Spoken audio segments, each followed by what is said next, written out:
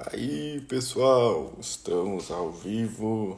Mais um dia, quarto dia, metade do desafio. Já estamos na metade do nosso desafio, portanto, sejam todos muito bem-vindos. O pessoal vai entrando aí. Hoje é uma live muito especial. Hoje teremos a honra, então, de fazer uma live quase que entrevista com o professor Fábio Salgado de Carvalho, que não é filho do Olavo de Carvalho, antes que perguntem, certo? Mas é seu aluno. Bom, ele já me mandou a solicitação aqui, então eu vou aceitar para que nós possamos iniciar o quanto antes, se vocês consigam aproveitar o máximo de conteúdos.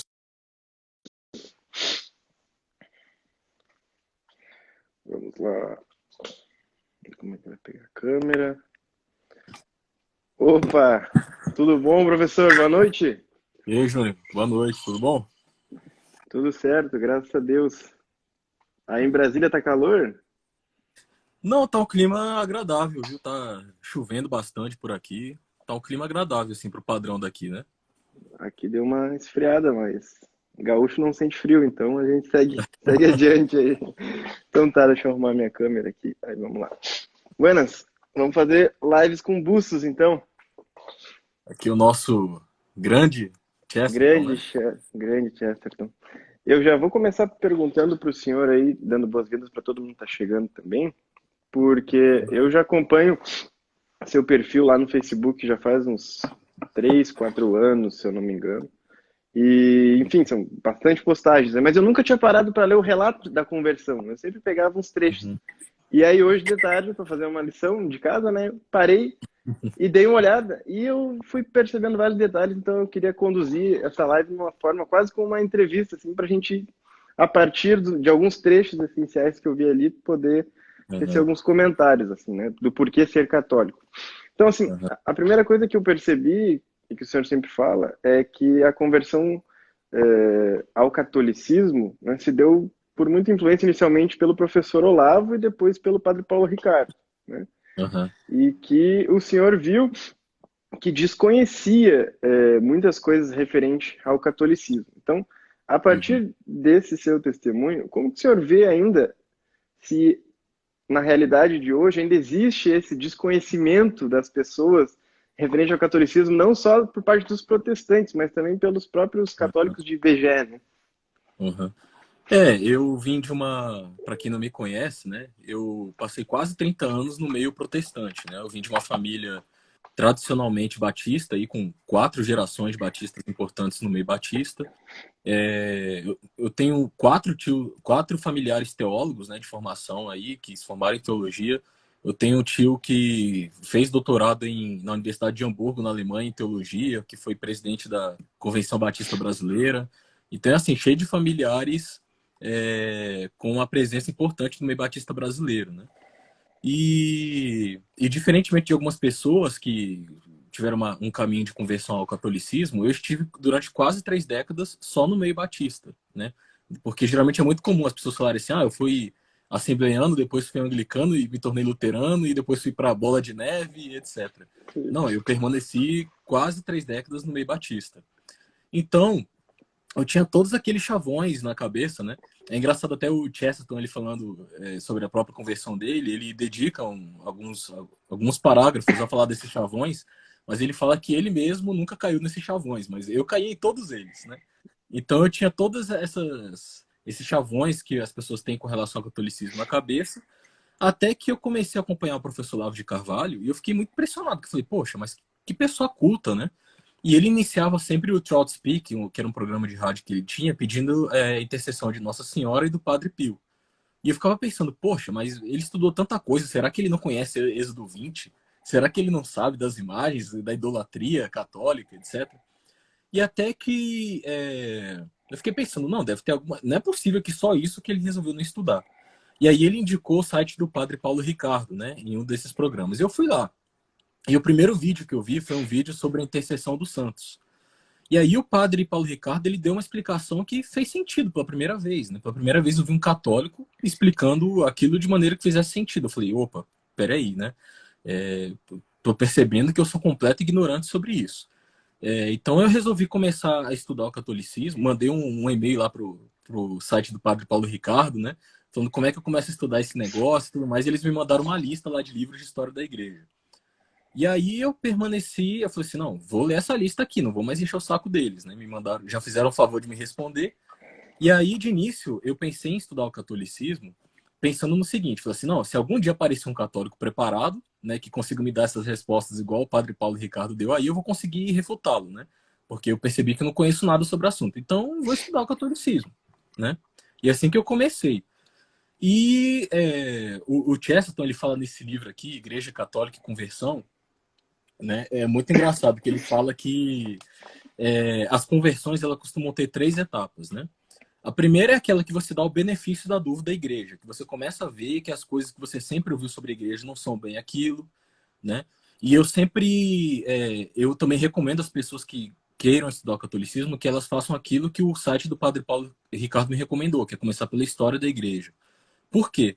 Porque em todos os ambientes em que a gente frequenta, isso é filmes de Hollywood, seriados, né? As coisas que a gente aprende na escola de história, e tudo que a gente, o ambiente que a gente está cercado hoje em dia, todo ele é anticatólico e está repleto desses chavões, né? Então a igreja, a inquisidora malvada que saiu matando todo mundo a rodo, todas essas coisas que as pessoas têm na cabeça. Então o Chesterton ele fala que a primeira etapa é você dar esse benefício da dúvida à igreja. Então é você começar tudo bem, né? Eu sempre ouvi isso, mas vamos ver o que a igreja tem a dizer sobre esse assunto. O segundo passo que ele fala é o deslumbramento. É quando você começa a ficar maravilhado, né? Você começa a ver a vida dos santos, começa a ver como é que a igreja ela sempre foi resguardadora da verdade. O Chesterton ele insiste muito nisso, né? Nessa questão da verdade. E eu até comentei recentemente nos meus stories falando isso. O Chesterton ele fala que ele não se converteu por grandes sentimentos, mas por grandes verdades que vem no catolicismo. E comigo foi precisamente a mesma coisa. E a terceira etapa que ele fala é engraçado, né? Porque o Chesterton, para variar, ele. E é engraçado que isso ocorre na realidade, né? Porque ele fala que primeiro é você dar o benefício da dúvida. Depois você ter esse maravilhamento. Aí você acha que o terceiro passo é pronto, o cara se converter. Não, ele fala que o terceiro é você fugir da igreja. E é precisamente isso que aconteceu comigo, porque quando eu comecei a ficar muito maravilhado e ver que a coisa fazia muito sentido, eu comecei a ver, pô, eu vou ter que me tornar católico, né? Aí você começa a querer fugir do catolicismo, né? E eu também tive essa etapa na minha vida, de tudo que eu queria era não me tornar católico. Então eu ficava pensando, poxa, até agora eu estudei, né? Tudo que eu estudei tá dando certo, mas eu acho que eu tô deixando alguma coisa aí que em algum momento eu vou descobrir e pensar, aí tá o erro da Igreja Católica, né? Eu demorei, mas encontrei e tal. E nunca chegava isso na minha vida, né? Então, eu passei precisamente por essas 3 etapas que o Chesterton fala com relação as conversões de modo geral. E é engraçado, Júnior, porque eu converso com muitas pessoas, esses meus mais de 7 anos de conversão, muitas pessoas vêm me procurar que também estão passando por essa caminhada e é impressionante como é que todo mundo passa por isso, né? E tem muita gente que está nessa etapa também de querer fugir, né? De falar assim, não, eu não quero isso para mim. E aí eu conheço gente que para de estudar simplesmente, né? Fala, não quero mais saber disso aí, vamos ver se... E não tem jeito, né? Não tem jeito. Uma vez que você enxerga a verdade, não tem como você se desvencilhar dela, né? Então, e o Chesterton, foi engraçado, porque eu conheci o Chesterton do seguinte modo. Eu comecei a estudar o catolicismo em 2011, né? E aí chegou em 2012, uma amiga minha de infância, que era da minha igreja batista, ela sabia que eu gostava muito de literatura, gostava de ler, e ela falou assim, Fábio, o que você acha do Chesterton, né? Eu falei assim, olha, vergonhosamente eu nunca li nada do Chesterton, não conheço, né? Aí eu fiquei, pô, mas tem que tomar uma vergonha na cara, né? Porque, assim, um grande escritor, todo mundo fala, nunca li. Aí eu fui ler. Aí o primeiro livro que eu li do Chesterton foi Ortodoxia, que eu falei, meu Deus, esse cara é um gênio, né? É engraçado porque o que eu vou falar agora talvez vai parecer escandaloso a alguns de vocês, mas a impressão que eu tenho ao ler o Chesterton é de que eu tô lendo um Nietzsche cristianizado, mas que em vez de escrever aforismo, ele conseguiu pegar os aforismos e escrever um texto corrido em prosa. Porque, assim, impressionante. A cada 3 linhas que você lê dele, é como se tivesse um cara, assim, batendo na bateria, né? Tipo, você termina de ler o parágrafo e, sei lá, tem é impressionante. Você tenta selecionar, assim, tipo, frases dele e não consegue, porque eu tentei aqui tentar selecionar alguns trechos, algumas coisas dele, assim, com relação ao catolicismo. É impressionante. O cara, de 3 em 3 linhas, tem uma sacada brilhante, assim, uma coisa genial, né? Então foi assim, essa minha amiga me falou ali a ortodoxia, e aí eu fui ver que o Chesterton ele era anglicano, né? Falei, ué, mas que negócio é esse? Aí eu fui chegar esse livro aqui, Todos os Caminhos Levam a Roma, Eu né? até trouxe que eu ia dizer que Sim. esse livro aqui foi um dos livros também que mais impactou dele. Não, é genial. Eu tava tentando. Você intitulou a live aí de Por que ser católico, né? E ele Sim. tem aqui o último texto aqui do livro, é precisamente Por que sou católico, né? E ele começa com essa frase que é famosa, né?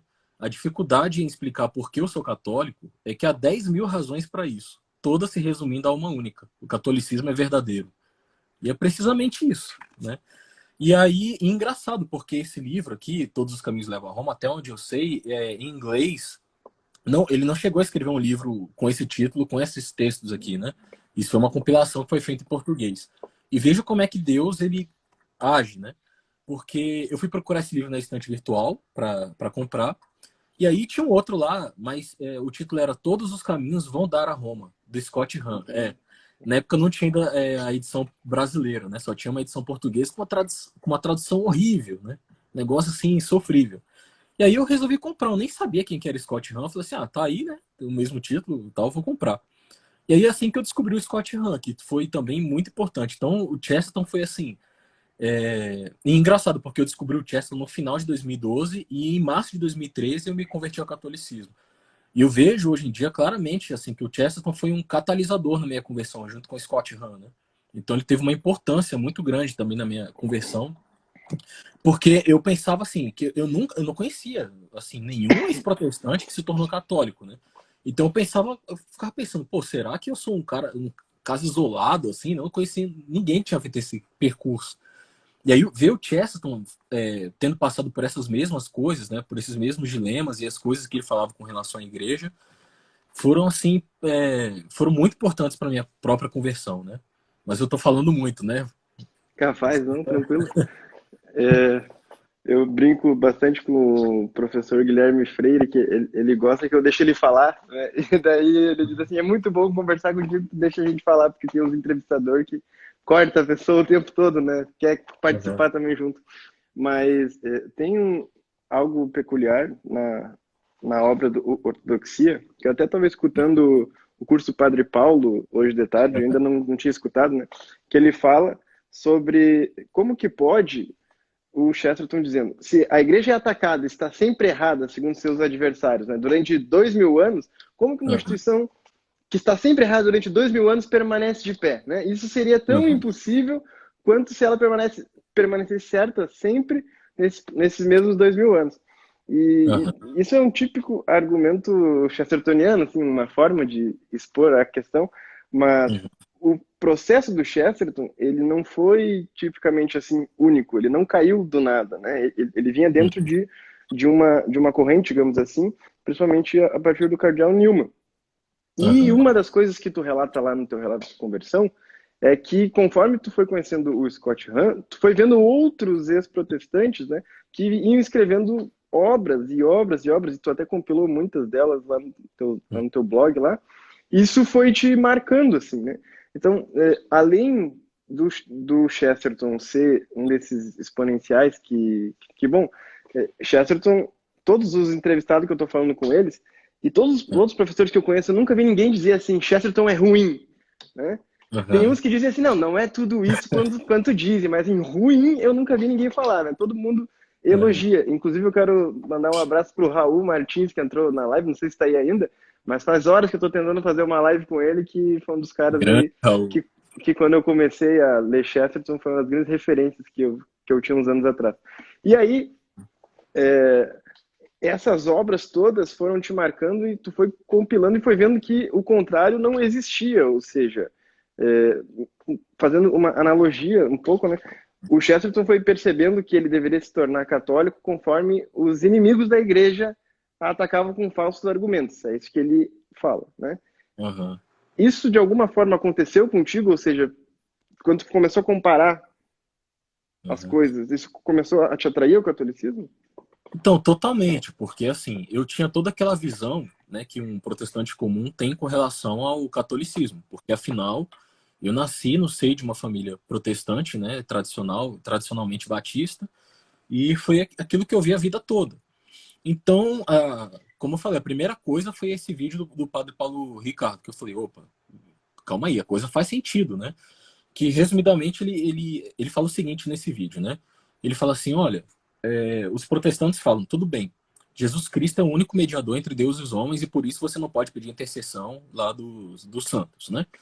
Aí ele pergunta, ora, mas se é esse o caso, por que você vai pedir a oração do seu irmão aqui na Terra? Isso também, de acordo com a sua argumentação, fere a mediação única de Jesus Cristo. Então, por que você vai pedir a oração do seu irmão que está vivo aqui na Terra? Então, vocês que têm que dar. Ele falou assim: eu não sei a resposta dos protestantes, mas vocês têm que dar um jeito nisso, né? Porque o argumento que vocês estão dando também fere a intercessão dos próprios irmãos em Cristo que a gente tem aqui na Terra. E aí eu comecei a. Não, primeiro, comecei a ler esses livros de história que me foram indicados pelo site do Padre Paulo Ricardo, né? E aí eu fui vendo que, assim, eu desisti de raciocinar historicamente, enquanto eu não estudasse algum livro sério e não estudasse a fundo aquela questão, porque eu vi que todas as categorias de pensamento que eu tinha históricas estavam equivocadas com relação a tudo. Colonização do Brasil, ao Império, a Inquisição, a própria Reforma. Assim, eu vi que todos os assuntos históricos que eu tinha estudado no colégio tudo estava errado. Começou por aí. E aí eu comecei a ver que também todos aqueles chavões. Por exemplo, uma coisa que até hoje eu não consigo compreender. De onde que os protestantes tiraram a ideia de que os católicos creem que nós somos salvos pelas obras? Assim, você pega os documentos da igreja, assim, é algo farto, assim, em todos os séculos, da igreja condenando isso, sabe? Você pega no Concílio de Trento, tá lá, tipo assim, anatematizando quem fala e quem prega isso e quem ensina isso. Então era algo que eu tinha na minha cabeça, por exemplo, de que os católicos creem que nós somos salvos pelas obras, né? E assim por diante, a questão da idolatria, das imagens, todas essas questões eu fui vendo que, na verdade, eram falsas. Então, isso eu já ficava, poxa, por que, né, que os protestantes perdem tempo com essas... Uma coisa que também me escandalizou muito, eu descobri que, por exemplo, com relação à Inquisição, houve protestantes que forjaram instrumentos de tortura para incriminar católicos.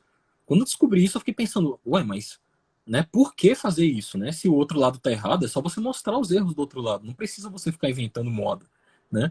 Então isso foi muito importante. E algo também que foi muito importante foi quando eu comecei a ver esses relatos de conversão de pessoas que abandonaram o protestantismo e se tornaram católicos, que eu vi que todos eles tratavam com muita honestidade o protestantismo e que o inverso não funcionava. Que as pessoas que se diziam que elas eram católicas, e assim, com uma leitura básica do catecismo, você já começa a ver coisas assim incríveis, entendeu?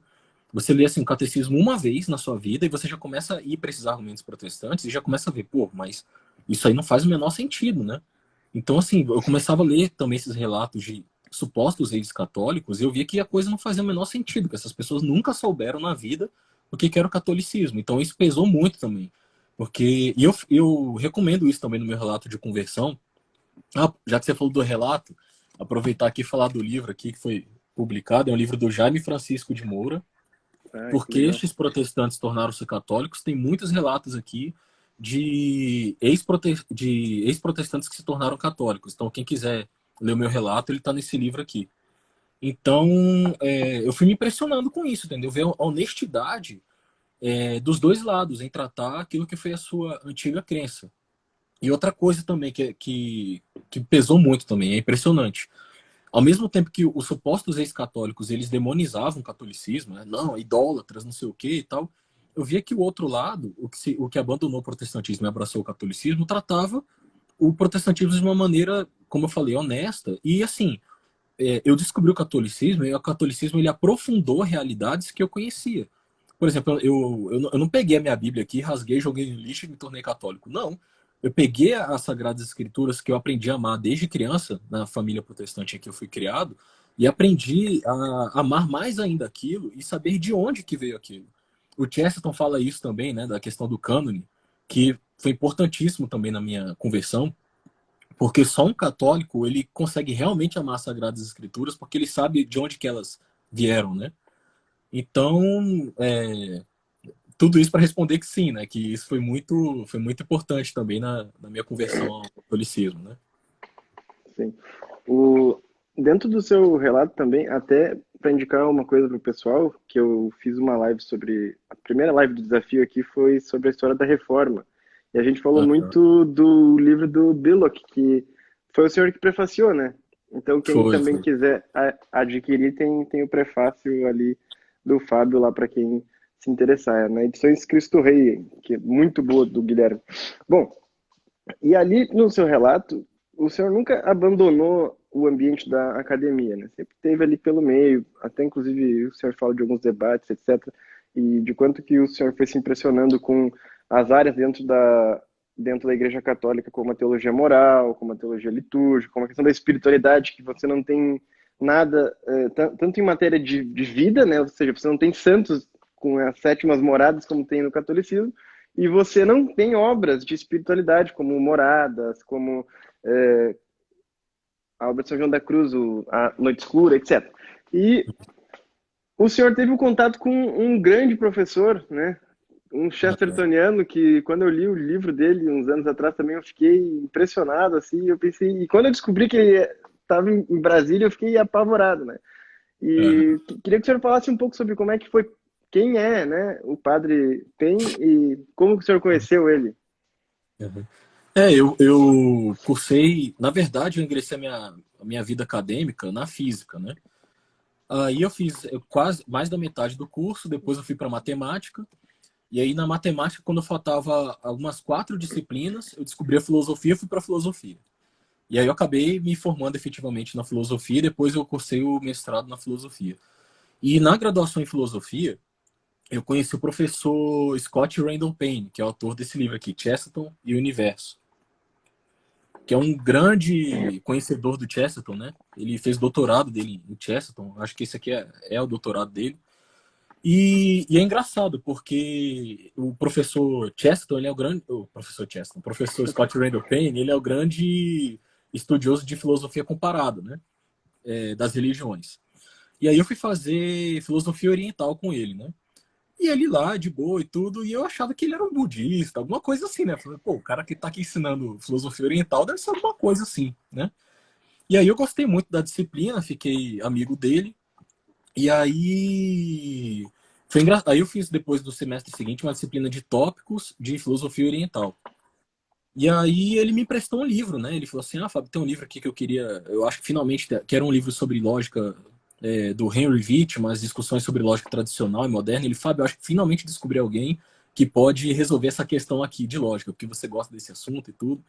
Aí tava escrito lá reverendo, né? Eu falei assim: "Ué, professor, mas reverendo? Como assim reverendo?" Ele, ué, eu sou padre.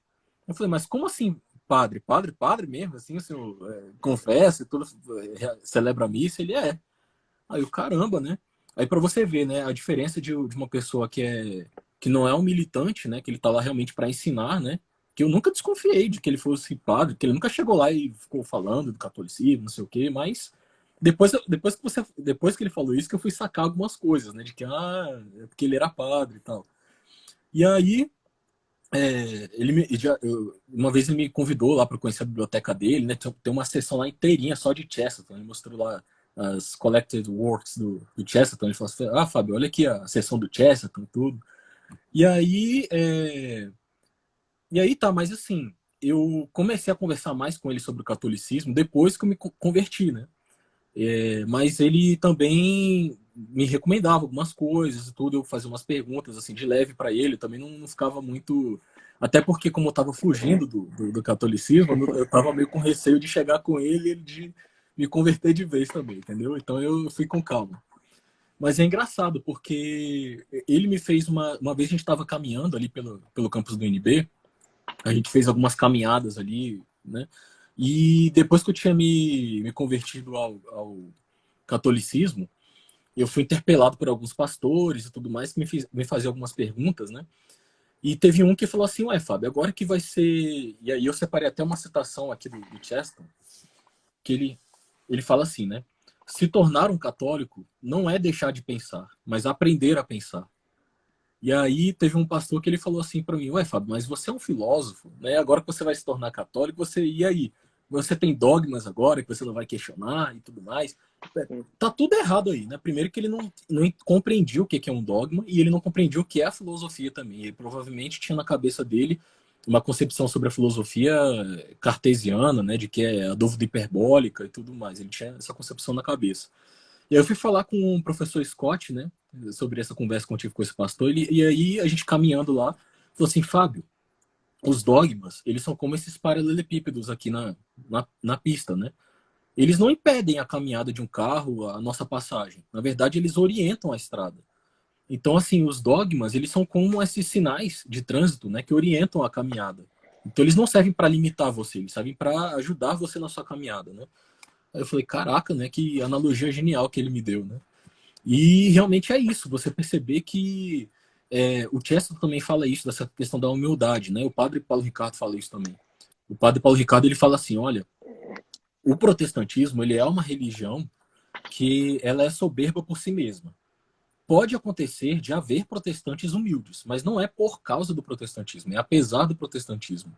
O catolicismo é o inverso. É uma religião que é por si mesma humilde, mas que pode haver católicos arrogantes, a despeito do catolicismo. E eu percebo isso claramente assim com essa questão do desenvolvimento da doutrina, etc. Porque assim, e aí acontece isso também, né? Que o Chesterton também ele tem uma fala genial com relação a isso, que ele fala assim, olha, até eu acho que eu tinha marcado aqui. Ele fala assim, é, você não pode colocar um livro no banco das testemunhas e perguntar o que ele quer dizer. A própria controvérsia fundamentalista se destrói a si mesma. A Bíblia por si mesma não pode ser a base do acordo quando é a causa do desacordo. Não pode ser a base comum dos cristãos quando alguns a tomam alegoricamente e outros literalmente. Então é precisamente isso, né? Porque enquanto eu aprendi como católico a pegar a Sagrada Escritura e pensar, não, há uma tradição aqui de 2000 anos, né, de pessoas que já se debruçaram sobre esses textos, há uma fé que perdurou durante 2000 anos, e eu, para ler as Sagradas Escrituras, eu tenho de estar nessa fé da igreja, né, que foi mantida por todo esse tempo. Enquanto o protestante, ele... É claro que tem pessoal protestante que fala isso. Não é livre interpretação, é livre exame. As duas coisas são diferentes, né? Porque eles estão achando que quando a gente faz essa crítica com relação aos protestantes, que a gente está pensando naquele pentecostal que pega a Bíblia lá, faz oração, abre, mas isso é irrelevante para os debates entre católicos e protestantes, né? A questão é que não existe qualquer texto, né? Qualquer texto, bíblico ou não, ele tem pelo menos mais de uma interpretação. E a questão é como você vai tirar dúvida com relação a essas possíveis interpretações, né? E aí isso também foi crucial também para minha conversão, porque nos meus últimos anos ali de protestante eu me considerava arminiano, né? Os batistas, eles não são arminianos, mas isso já me incomodava um pouco, assim, porque eu pensava, poxa, e agora, né? Eu vou ter que procurar uma... Até na época eu comecei a pesquisar um pouco sobre o metodismo, aí eu falei, não, esse negócio de batismo infantil para mim é chocante, isso para mim é inaceitável. Aí eu falei, não, vou ficar aqui entre os batistas mesmo, mas na minha aqui, né? Mas eu discutia muito com os calvinistas, né? Com a questão dos 5 pontos do calvinismo e tal. E eu percebia que a discussão não seria resolvida de modo nenhum, cada um dando argumentos bíblicos, né? Eu percebia que algumas passagens que eram mais problemáticas ali para os calvinistas não eram tanto para os arminianos e vice-versa. E o que cada um fazia? Pegava essas passagens mais problemáticas que eram para determinado corrente e dava uma interpretação possível a partir do texto. Então eu via que assim, a discussão não se resolvia. E se resolvesse, estariam aí calvinistas e arminianos de braços dados com a teologia unificada. Mas não, estava aí 500 anos de debates e discussões. E assim, você indo para o século XVI, você encontra a mesma coisa. Você vai lá, Lutero, Calvino, Zwingli, Melanchthon, todos eles têm posicionamentos diferentes com relação a muitos assuntos. Então eu também via que eu chamo isso de epistemologia protestante, né? O modo pelo qual o protestantismo nos leva a conhecer as verdades de fé, que não era suficiente, né? De que você pegando só a sua Bíblia, lendo e tentando chegar a algum acordo com relação a pontos de fé, que isso não me levava, né, a chegar numa interpretação das Sagradas Escrituras que eu tivesse certeza que foi o ensinamento dos apóstolos e de Jesus Cristo, né? Dizer isso. Eu estava pensando aqui em outras perguntas e me Ah, veio três ao mesmo tempo aqui agora. Só antes tinha um pessoal falando aqui que eu estava me chamando de senhor, estão dizendo que isso é coisa de gaúcho. Na verdade, isso é coisa de gente que tem educação, né? Quando a minha irmã entrou pro Carmelo, aí eu tenho uma irmã que é carmelita aqui em Porto Alegre, né? pô, que legal. E sim, ela entrou com 17 anos, ela terminou a faculdade, ela queria fazer música, ela cantava muito, muito bem. E daí ela quis entrar, o pai e a mãe já eram católicos, eu tive um tempo afastado da igreja, depois voltei. Inclusive, quando eu estava afastado, eu tinha um colega adventista que me enchia o saco com as coisas da igreja e eu não estudava, então eu não sabia responder ele. E hoje eu nunca mais encontrei ele. Se eu encontrasse, nós ia ter uma revanche bonita aí. Mas aí, quando ela entrou, ela começava o tempo todo, o senhor e a senhora para meu pai e para minha mãe, né? E aí aquilo começou a me marcar, porque lá no Carmelo elas têm toda uma mudança de vida, de trato com as pessoas, etc., que é muito bonito. Então, só para avisar o cidadão ali que eu falo o senhor por uma questão de educação, para quem é mais velho que eu, ou tu, né, que a gente usa bastante por aqui. Então, a pergunta tripla é mais ou menos assim. Uma é uma moeda com dois lados e a outra que me veio agora, que nem estava no meu roteiro, que eu sempre tenho um roteirinho aqui, que Uhum. é a primeira tem muita gente, e eu já vi print seu de uma, acho que é um livro, um trecho, né, de algum autor, que fala assim, eu tenho parente, a minha esposa, meu esposo é protestante, como que eu faço para ajudar ele a se converter? Essa é uma pergunta que deve ser recorrente. Agora, Uhum. eu tenho uma outra pergunta que para mim é muito mais interessante, porque eu sempre medito sobre isso quando eu tento trazer alguém para o catolicismo que é protestante. E eu nunca encho o saco da pessoa, porque eu sei que é uma decisão difícil, porque assim, se você dentro da igreja católica resolve mudar de movimento, você já tem ali certas dificuldades. Você imagina se você tem toda uma família, etc. E você tem que tomar a decisão, né, de se tornar católico. Ou seja, o próprio Chesterton demorou um certo tempo, né, justamente Ah, porque ele tinha um motivo para não ser de supetão, como a gente fala aqui no Sul, né, para não ser direto assim. E então essa seria a moeda de dois lados, ou seja, a dica para quem tem gente ao redor que não se converteu e a dica de como que a pessoa, né, pode tomar essa coragem a partir do seu testemunho, mas a partir de uma razão lógica também, porque a questão da verdade, ela é direta, né? E a aham. terceira era, que me veio aqui, que o pessoal estava falando, a importância da Virgem Maria na sua conversão, assim. Como que o Uhum. senhor poderia descrever isso? Aí pode responder na ordem que quiser. Aham. Com relação aos conhecidos e familiares, né? É engraçado você ter me perguntado isso, porque veio antes de eu entrar aqui na live, eu vi uma pessoa me mandando uma pergunta por inbox falando assim, Fábio, eu sempre fui abordado por protestantes, né? Assim, adventista, mormon, testemunha de Jeová, assembleano, mas nunca veio um católico falar assim, não, você tem de se converter e não sei o que e tal. E aí eu tava pensando no que eu ia responder para ele, né? E eu me lembro de que o Papa Bento XVI, essa também foi uma questão que foi crucial na minha conversão, mas depois eu falo sobre isso. O Papa Bento XVI, ele fala que o catolicismo, ele não converte as pessoas por proselitismo, mas por atração, né? Então, por isso que você não vai encontrar católicos em rodoviária, em locais públicos, né, com microfone, converta-se, não sei o que, sei, com a Bíblia na mão, ou com, sei lá, o catecismo. Guardadas as proporções, não foi assim que Santo Ambrósio converteu Santo Agostinho, né? Foi tirando ele para fora, inclusive, por Isso. exemplo. Uhum. Então, o que eu sempre digo às pessoas, né, é o seguinte: primeiramente, não adianta forçar a barra, porque assim, se a pessoa ela já tem má vontade, se ela mesma não apresenta uma certa predisposição a conhecer a verdade, você vai ficar lá, é perda de tempo. Você vai ficar. Eu no meu primeiro ano de conversão, eu bati, eu me discuti muito com as pessoas pela internet, né? Apareceu uma pessoa oferecendo argumento, eu já achava que tinha de ir lá para oferecer um contraponto e tudo, perdi muito tempo com isso. E aí eu fui perceber isso depois, percebendo que se a pessoa já não tiver uma certa predisposição, não adianta. Então, assim, primeira coisa, não é para ficar correndo atrás das pessoas e procurando convertê-las à força, etc. É para a pessoa mostrar algum. Assim, se houver alguma oportunidade, se você está lá, e comigo isso acontece direto, né? Impressionante, porque assim, durante muitos anos, principalmente durante os meus primeiros anos de conversão, eu encontrava os meus amigos ali de infância, etc. E eu procurava não ficar ali forçando a barra, mas eles acabavam me fazendo perguntas sobre o catolicismo. Aí é diferente, se ele me faz uma pergunta, eu vou lá e respondo, e desenvolvo e tudo. E se eu vejo que a pessoa está interessada, mas o que eu digo é o seguinte, o mais importante, primeiro, você se tornou católico, né? Você tem familiares, esposa, alguém que não é católico, primeira coisa, você tem de demonstrar isso com a sua vida, né? Porque assim, se a pessoa olha para você e tá vendo que você é a mesma porcaria de sempre, e a pessoa é um protestante, vai pensar, para que eu vou ser católico, né? E assim, de mau testemunho, é só o que existe no Brasil, né? É católico de beijar a vida toda. Então a pessoa já está cheia de preconceitos ali na cabeça dela. Ela vai lá e olha para você e vê a mesma coisa de sempre e ela vai continuar com os mesmos preconceitos. Então é você desafiá-la de algum modo a ela pensar, poxa, tem alguma coisa aí que eu não estou captando, tem alguma coisa diferente.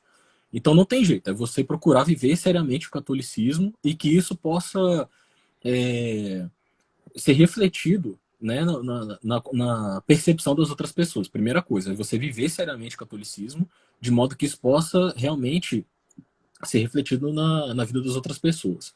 Outra coisa, tem de estudar, não tem jeito, porque a primeira oportunidade que você tiver, que a pessoa te fizer uma pergunta, você tem de estar preparado para saber dar a resposta. E não é muito difícil isso, porque às vezes as pessoas ficam meio assustadas comigo, porque eu tenho uma vocação intelectual, né? Então o cara acha que ele vai ter que ler tudo que eu li, estudar tudo que eu estudei para poder ter algum preparo ali, mas não, fiquem tranquilos, né? Principalmente com isso aconteceu comigo no meu primeiro mês de conversão, né? Que na época o pastor da minha igreja era o meu tio, né? E ele marcou comigo uma ali no gabinete pastoral dele, né? Que eu tinha pedido meu desligamento da igreja. E ele falou assim, não, Fábio, eu gostaria de saber, né? Principalmente que você é meu sobrinho, eu gostaria de saber as suas razões e tudo. Vem aqui no gabinete pastoral e tudo. Meu tio era esse que eu falei que se formou em teologia lá em Hamburgo, né? Fez doutorado lá na Alemanha. E aí eu fiquei desesperado, né? Fiquei, pô, vou ter que estar preparado, né? É o nome da igreja que está em questão e tudo. Aí eu estudei que nem um louco, né? Tomando lá energético, estudando que nem um louco. Falei, não, tem que estar preparado e tudo. Aí fui lá me encontrar com ele, mas assim, eu confesso que foi uma decepção, porque eu achava assim que por ele ter um bom preparo em teologia protestante, que ele saberia me dar algumas objeções, algumas coisas que eu nunca tinha visto, mas ele falou as mesmas coisas que eu já pensava antes de começar a estudar o catolicismo, né? Não falou nada de novo, assim. Então eu sempre falo, olha, eu tenho uma lista ali no meu blog de alguns livros ali que se você ler 2 ou 3 livros ali, você já sabe refutar a maior parte ou todas as objeções que um protestante poderia dar a você, né? Então, primeira coisa, você ter essa vida séria de comprometimento em viver o catolicismo, depois de você ter esse preparo para você saber das razões da sua fé quando alguém a pedir, como diz lá São Pedro, e, e não forçar a barra. E, sobretudo, você se mortificar por essas pessoas que são mais próximas a você e rezar por essas pessoas e pedir a Deus que ou haja essa oportunidade de você poder falar da sua fé para elas ou que surjam pessoas, porque por vezes tem isso também, por vezes, né, você, sei lá, tem um familiar seu ali que ele não vai te ouvir nunca, mas se aparecer um terceiro falando das coisas, ele vai dar ouvidos, então por vezes tem isso também. Agora, com relação a você mesmo, né, a sua conversão, se você está na terceira etapa ali do Chesterton, né, de estar fugindo da igreja e tudo mais, e tá num ambiente ali. Eu confesso que, assim, por vezes as pessoas falam, nossa, Fábio, você foi corajoso, não sei o quê. Eu não fui tão corajoso assim, não. Porque, assim, eu vejo, por exemplo, o Scott Hahn, entendeu? Que tinha. Ele era pastor, o meio de sustento dele era por meio do pastorado dele, ele tinha filhos. Então, uma coisa é um cara que é um pastor, que a vida dele depende disso, dele se tornar protestante. Eu, entendeu? Eu vivia com meus pais, ninguém dependia de mim, então eu não fui tão corajoso, não precisou tanta coragem, assim, da minha parte, não. Mas é o que eu sempre digo, Jesus Cristo falou, olha, se vocês pensam que eu vim trazer paz, não, eu vim trazer espada. Eu vim para colocar filha contra nora, pais contra filhos, e aquele que me negar diante dos homens, eu negarei diante de Deus. Então é pensar isso, entendeu? Pensar que, olha, por que eu tô aqui por que eu tô aqui vivendo aqui essa vida na Terra, né? Como preparação para a vida eterna. Então, pô, se eu encontro uma verdade e deixo de abraçá-la por conta dessas coisas, né? Deus vai com certeza falar assim, olha, nunca te conheci, né? E isso que eu levava isso muito a sério. Porque eu sabia que o seguinte, eu tinha duas concepções conflitantes, né? O discurso todo protestante que eu cresci ouvindo, de que catolicismo é idolatria, etc. E que se eu abraçasse o catolicismo e os protestantes estivessem certo, eu estaria ali sendo idolátrico, né? E a concepção católica que eu conhecia de que o seguinte, os protestantes estão errados, né? Você não está contando ali com sacramentos, você não está contando com uma doutrina correta que vai te orientar na vida, e provavelmente se continuar e sabendo que você já teve conhecimento da verdade, né? Se morrer, vai para o inferno, meu amigo, porque assim Deus ele vai julgar cada um de acordo com as oportunidades que cada um teve. Então uma coisa sou eu que fui confrontado com essas verdades e estudei essas coisas, e outra coisa é o cara que nunca ouviu falar disso, que está sendo enganado a vida toda. Então eu sabia que eu não seria julgado da mesma forma dessa pessoa. Então é uma questão de amor a Deus, simplesmente, né? Que eu sabia que se eu fosse convencido da verdade e não abraçasse, e como diria Platão, verdade conhecida, verdade obedecida, eu sabia que eu seria julgado por aquilo e que talvez até eu seria condenado por isso. Mesmo que eu permanecesse ali no protestantismo, procurando viver da melhor forma possível como um protestante, mas conhecendo aquelas coisas e não querendo abraçá-las, eu saberia que ia ser julgado por conta disso. Agora, a terceira questão com relação a Nossa Senhora, né? Geralmente, para os protestantes, é uma questão muito complicada, muito difícil, né? A questão da devoção mariana, etc. Mas engraçado que para mim não foi complicado, não foi tão difícil assim, porque eu estudei vários pontos da doutrina da igreja, e quando eu fui chegar na parte de Nossa Senhora e dos dogmas marianos, eu já tinha uma série de coisas que já tinham feito ali o ambiente, era estufa, que era só colocar ali a devoção mariana que ela ia se desenvolver de forma muito fácil, né? Mas, assim, foi muito emocionante quando eu finalmente compreendi aquelas palavras de Jesus Cristo na cruz, né? A São João, falando assim, ó, eis aí a tua mãe e eis aí teu filho, né? Porque o catolicismo, ele ensina você a ler as Sagradas Escrituras de outra forma completamente diferente. Porque o que acontece? Eu digo isso num texto também que está no meu blog, acho que é Maria, Mãe de Deus, alguma coisa assim. Que é o seguinte, Deus, ele não é um ser humano. Em que sentido? Toda a forma de agir divina, ela é pensada em todas as suas repercussões, em toda a história. Então, Deus não faz nada gratuitamente. Então, assim, enquanto nós fazemos coisas assim aos tropeços, né? Muitas coisas que nós fazemos não são propriamente ações nossas, são assim frutos dos nossos pecados. Assim, eu não sou dono propriamente de todas as minhas ações. Eu faço muita coisa sem querer, cometo equívocos e erros. Deus não é assim. Tudo que ele faz é muito pensado. Então, assim, vamos pensar lá em Jesus Cristo na cruz, no último momento ali, podendo falar qualquer coisa, e ele chega ali para São João, né, o único apóstolo ali que ficou ao lado de Jesus Cristo, e fala aquilo.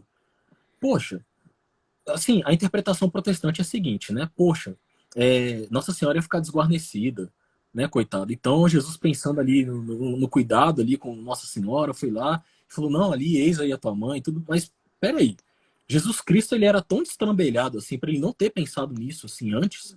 Em nenhum momento ele pensou, poxa, Nossa Senhora vai ficar desguarnecida, então deixa eu combinar aqui com São João. De última hora ele pensou nisso. Assim, é uma coisa que não faz muito sentido, né? E outra coisa, essas últimas palavras que ele escolhe falar ali naquele momento, a ponto de serem registradas ali no Evangelho, isso foi algo gratuito só para pensar no bem-estar ali de Nossa Senhora, não faz sentido, sabe? Então, quando você começa a ter essa chave de leitura, isso serve para muita coisa, né? Por exemplo, a questão do batismo infantil também, que você pensa, por exemplo, na antiga aliança, os judeus eles eram introduzidos ali criança, ali no judaísmo, por meio da circuncisão. Não tinha nenhum problema. Então, qual seria o problema agora de na nova aliança as pessoas deixarem de ser pagãs, né, por meio do batismo, né, as crianças serem batizadas? Qual o problema? E você vai vendo esse agir divino na antiga aliança, na nova aliança, que ele vai sendo, que ele é constante. Por exemplo, Jesus escolheu salvar a humanidade ali na Arca de Noé, né? Ele escolheu foi por meio da água, né? Que nós fomos salvos ali em Noé. Na nova aliança, da mesma forma, é a água que é também utilizada para nos salvar. E você vai vendo essa constância da ação divina e você vai aprendendo a ler o Novo Testamento à luz do Antigo e a ler o Antigo Testamento à luz do Novo, né? Então você vai vendo essa ação divina Então, a primeira vez que eu me toquei, né, dessas palavras de Jesus Cristo, né, de eis aí o teu filho, eis aí a tua mãe, fiquei, caramba, é a igreja que está sendo representada ali por São João, né? E eu me lembro de que quando eu até tendo de me controlar para não chorar quando eu me lembro disso, que quando eu me toquei dessa realidade da maternidade divina, falei, meu Deus, eu me lembro que eu ajoelhei e comecei a rezar ali a Nossa Senhora, né? Falei, eu não sou órfão, né? A senhora sempre esteve ali, provavelmente intercedendo por mim, olhando por mim, como olhava ali pelo seu filho, enquanto teve ali, enquanto Jesus andou aqui na Terra, enquanto ela o gestou ali no seu ventre. E tá aqui Nossa Senhora, aqui, a intercessora, né? E uma intercessora que a gente fala que ela tem a onipotência suplicante, né? Porque, novamente, a mesma lógica. Vamos lá. Jesus Cristo escolhe iniciar o seu ministério público, por quê? Por meio da intercessão de Nossa Senhora. E ele poderia, em princípio, ter falado, não, não vou atender esse pedido aí, não quero iniciar. Mas ele escolhe, né, iniciar o seu ministério por meio da intercessão de Nossa Senhora. E tudo que ele faz, novamente, não é gratuita, não é gratuitamente. E por que ele escolheu iniciar o seu ministério precisamente pela intercessão de Nossa Senhora? Porque ele poderia ter iniciado em qualquer momento da vida dele, né? Então você começa a enxergar certos significados ali nas Sagradas Escrituras. Aliás, isso é com tudo, né? Eu sempre gosto de dar o exemplo ali de São João Batista, né?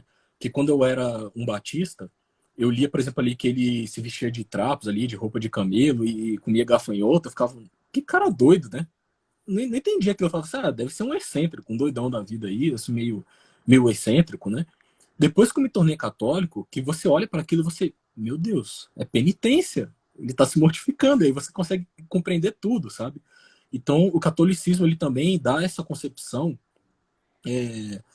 dá essa leitura orgânica das escrituras, porque eu sempre digo o seguinte: não importa só você ter uma interpretação bíblica, no sentido de que você tem uma concepção teológica e que você está utilizando as escrituras para você basear a sua concepção teológica. Porque isso, com alguma criatividade, com algum conhecimento de lógica e gramática, você faz isso tranquilamente. A questão é, a sua interpretação é a correta? A sua interpretação é aquela que Jesus ensinou aos apóstolos? Né?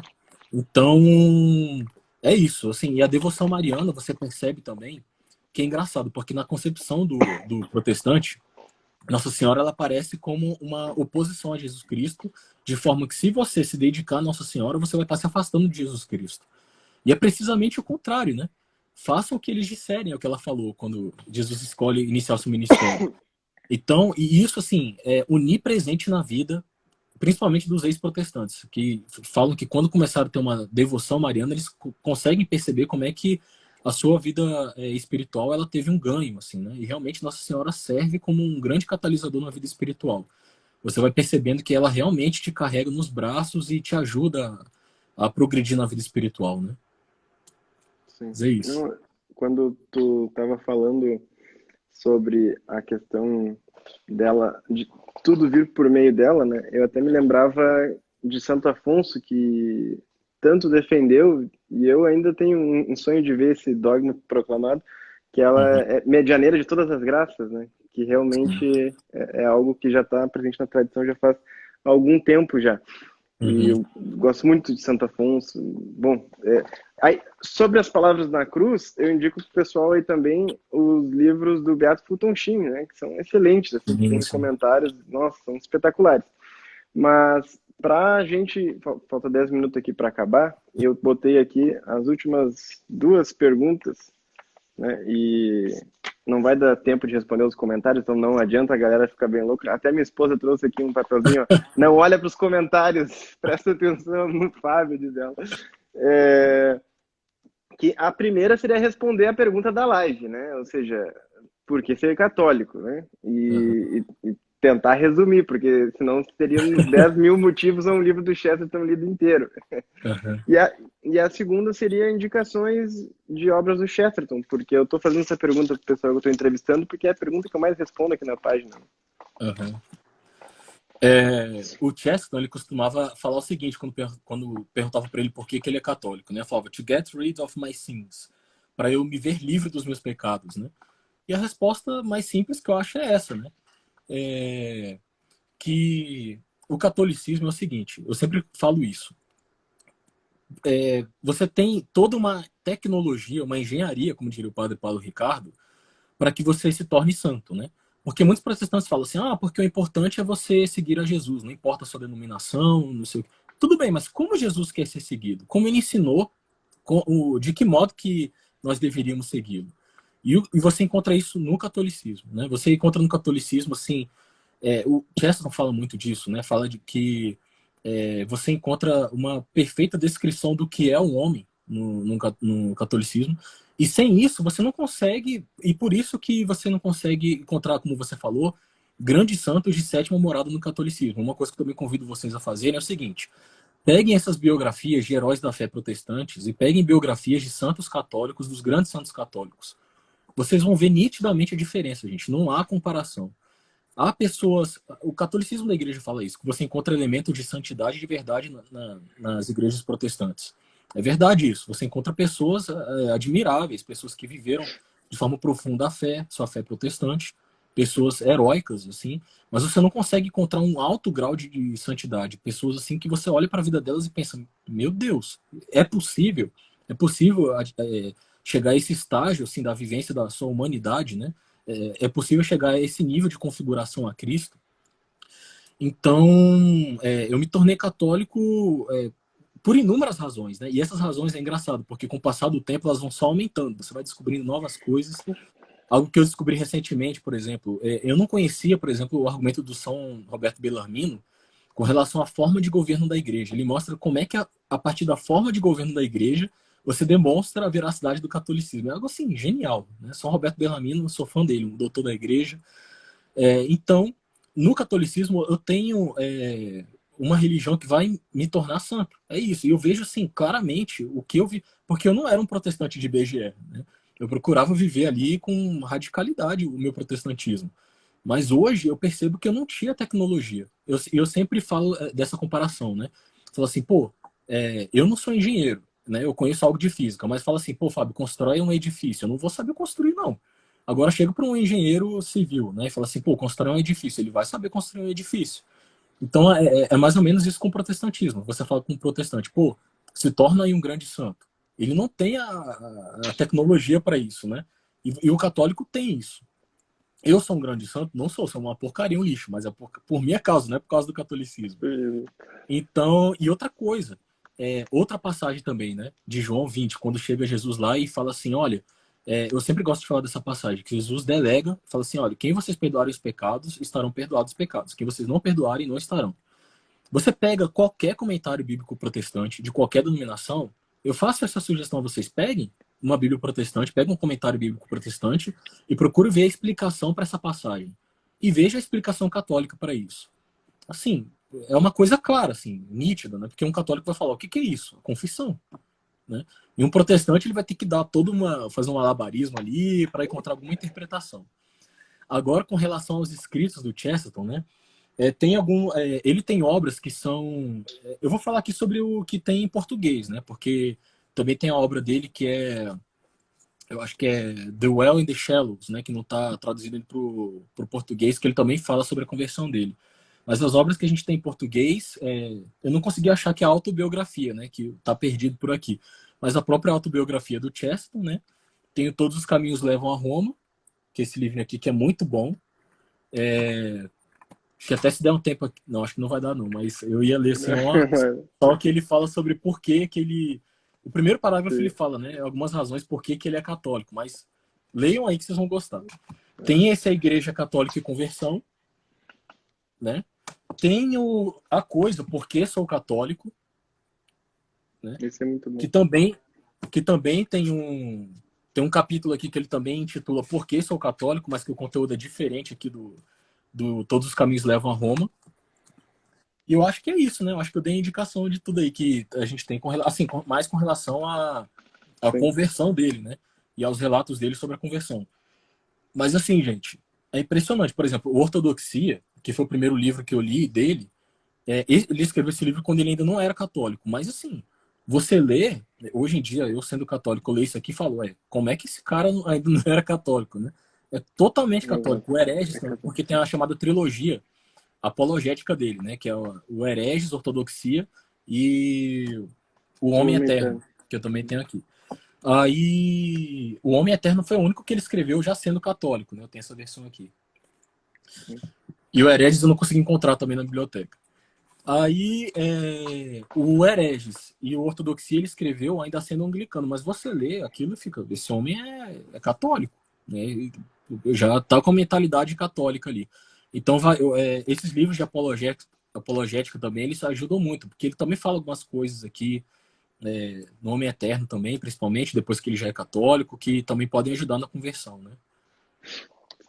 O... Sobre o Homem Eterno, eu uma vez estava conversando com o Bernardo Kister e foi um dos grandes livros que ajudou ele a se converter ao catolicismo, foi o Homem Eterno. E em relação a hereges, se o senhor aceitar, eu tenho um curso que eu gravo por módulos, só Uhum. sobre o hereges. No meio do curso, eu estou gravando um curso para cada módulo desse. E como eu nunca encontrei nada sobre o hereges, foi a primeira obra dele que eu li, eu fiquei assim, maravilhado. Depois, quando eu fui descobrir que ele não era católico em hereges, eu enlouqueci, eu pensei, não, mas não pode, não tem como, isso aqui é impossível, né? É Uhum. metafisicamente impossível. Como é que uma coisa pode ser e não ser ao mesmo tempo? Não tem como. Mas aí acabou que. Aí eu fiz todo um estudo dessa obra. Aí, se o senhor aceitar, eu lhe dou para o senhor dar uma olhada e mandar um feedback para mim depois. Seria Aceito bastante, sim. Muito obrigado bastante pela gentileza. bacana. Depois eu mando lá. Mas, assim, para o pessoal que está perguntando da live, né? A live vai ficar salva, assim, 24 horas. E vai ficar disponível daí para o pessoal que está adquirindo o aulão lá. Porque sobre a conversão de Chesterton, né, ao catolicismo. Então, eu estou fazendo todo esse estudo aí em relação a isso, reunindo fonte em inglês, espanhol, português, tudo quanto é coisa que consegue, a gente fica aí, passa horas estudando. O pessoal quiser estudar sobre isso, fizemos um precinho R$12,90, ou seja, para o pessoal estudar mesmo, para quem quer. Mas, sempre que me perguntam no direct, tanto aqui no perfil quanto lá no meu perfil pessoal, muita gente pergunta, olha, eu sou protestante, eu estou me convertendo ao catolicismo, o que você me indica e tal? Eu sempre indico 3 caminhos. Eu digo assim, veja o site do Padre Paulo Ricardo, consuma tudo que tem lá, Com né? certeza. Só de conteúdo gratuito tem um monte de coisa. Entre no site cristianismo.org.br, que lá sim, tem uns 5 anos de estudo, se você for ler Uhum. uma horinha por dia. E acompanhe o Fábio lá e leiam o blog dele, porque é específico para isso. Né? Então eu sempre vivo indicando aí, o senhor já deve ter visto algumas vezes os stories indicando, mas para o pessoal seguir aí a sua página e poder realmente aproveitar. Certo? Então, eu quero agradecer aí pela live, por ter aceito o convite. Espero que a gente um dia consiga fazer uma segunda live quando tiver tempo e tiver uma ideia bacana, mas acho que foi bem bacana, né? E, enfim, se o pessoal aí gostou, peço que compartilhem depois lá nos stories, directs e afins da vida aí. Muito obrigado, Júnior. Foi um prazer aí falar com você, né? Conhecê-lo, né? Finalmente falando aí Conhecer. pessoalmente com você. O trabalho que você tem feito é extraordinário. Eu acho assim que um escritor do nível do Chesterton, olha que o pessoal que me conhece aí sabe que eu não saí elogiando um autor desse modo, mas para mim ele foi de longe um dos maiores escritores assim que a gente já teve na história, né, da humanidade. Se alguém me falasse assim, Fábio, você gostaria de ter uma escrita igual de alguém? Eu falaria Chesterton, É, porque um escritor assim sensacional, ele escreve de uma forma que realmente te prende, ele tem uma lógica impecável, né? Eu sou, a minha especialidade em filosofia é lógica, então ele tem assim um modo de raciocinar que é impressionante. Então qualquer iniciativa de divulgação do Chesterton é louvável e muito bem-vinda, né? E parabéns pelo serviço que você tem prestado aí, com a divulgação desse grande escritor, né? E desse grande herói da fé, né? Grande defensor é, da fé. Defensor Fidei, né? Realmente ele Uhum. foi isso aí. Eu costumo dizer assim, tudo que eu queria dizer o Chesterton consegue expressar. Né? O cara é irrepetível, mas enfim, um minutinho vai cair a live aí. Mais uma vez, obrigado a todos que nos acompanharam. E, enfim, fiquem todos com Deus aí. Se tiver alguém que quiser depois chamar no direct, quer se converter ao catolicismo, etc., fiquem à vontade, que na medida do possível a gente ajuda vocês. Valeu, um abração, Fábio. Fique com Abração. Deus. Até mais. Amém. Amém. Falou.